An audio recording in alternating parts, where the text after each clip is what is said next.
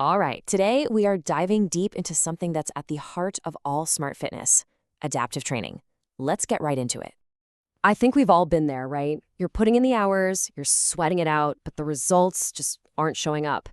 Well, the reason for that often comes down to the huge difference between just exercising and actually training. And here's the real difference. See, exercise is great. It's about getting moving, maybe maintaining where you're at. But training is a whole other level.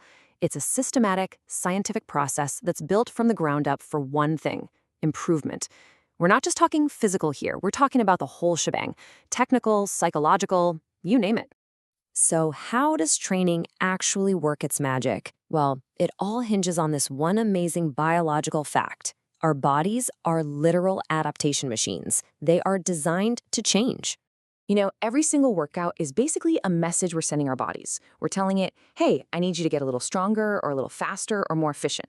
The whole goal of a good training plan is to make sure those messages are clear, consistent, and lead to real lasting improvements. So how do we make sure we're sending the right signals? Well, it turns out that all effective training, no matter what it's for, is built on 5 core principles. Think of these as the non-negotiables, the absolute blueprint for success. Okay, first up, and this one is huge: specificity. It's actually a really simple idea, but it's so powerful. Your body adapts specifically to what you ask it to do. Plain and simple, you get what you train for. And these examples really hit the nail on the head. If you want to run a 10K, well, you've got to run. If you want a killer tennis serve, you need to train those explosive rotational movements that actually mimic the serve. The training has to look like the goal. All right, principle number 2. Overload. For your body to change, you have to give it a reason to. You have to push it just a little bit beyond its comfort zone. If the challenge never increases, your body just shrugs and says, yep, I'm good right here, and you hit a plateau. And this is where it gets really practical. The FITT Principle is your toolkit for applying overload. It gives you 4 different dials to turn. You can increase frequency, how often you train. You can up the intensity, how hard you go. You can increase the time, how long your workouts are, or you can change the type of exercise you're doing. Now, progression is really just overload played out over the long term. It's all about increasing that challenge slowly and smartly over weeks and months. You see, going too hard, too fast is a recipe for injury. But doing nothing, well, that gets you nowhere. Progression is about finding that perfect sweet spot for steady gain. Okay, time for a little dose of reality. Principle number 4 is reversibility, or as it's better known, the use it or lose it principle. All that incredible fitness you build up, it's not permanent. If you stop training, your body, being the efficient machine it is, will start to dial things back. And wow, just look at that number. You can lose up to half of your fitness gains in just 2 short months of being inactive. If that's not a reason to stay consistent, I don't know what is. Fitness really is a journey, not a destination you just arrive at. And our final rule? Variation. They say a change is as good as a rest, and in training, that's absolutely true. Doing the exact same workout over and over again is not only boring, but it can lead to burnout and overuse injuries. Mixing things up keeps your body guessing and adapting, and it keeps your mind fresh and engaged. So, we've got these 5 golden rules that apply to everyone. But here's the catch, and it's a big one. Knowing the rules is only half the battle. Applying them correctly means understanding that one size absolutely does not fit all. I absolutely love this quote because it just says it all. You wouldn't buy an expensive suit off the rack and wear it without getting it tailored, right? So why would you follow a generic cookie-cutter training plan that isn't designed specifically for your body, your history, and your goals? And a really handy way to remember how to do this is the AIR method.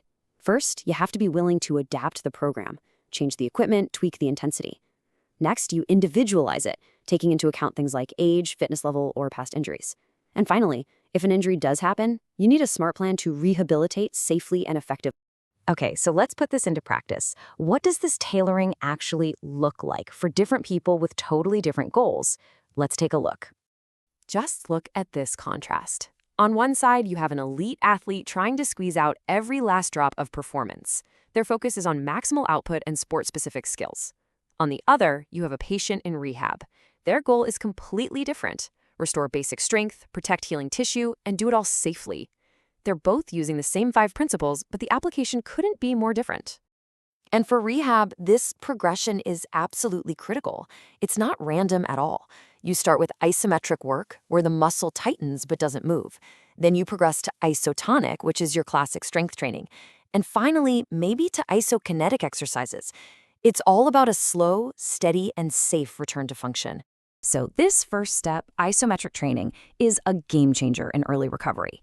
Think about someone who just had knee surgery doing a simple quad set. They're flexing their thigh muscle without moving their knee at all. This simple action sends a signal to the muscle telling it to stay active and preventing it from wasting away, all without putting any stress on the healing joint. It's brilliant.